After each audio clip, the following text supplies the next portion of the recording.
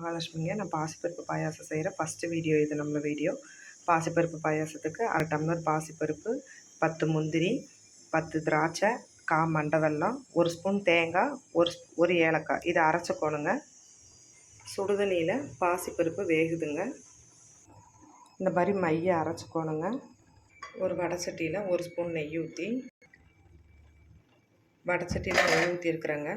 இப்போ திராட்சையும் முந்திரியும் வறுத்துக்கலாங்க.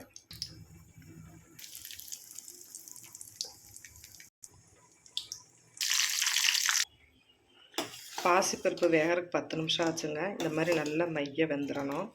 வெந்ததுக்கப்புறம் வெல்லம் போட்டுக்கலாம்.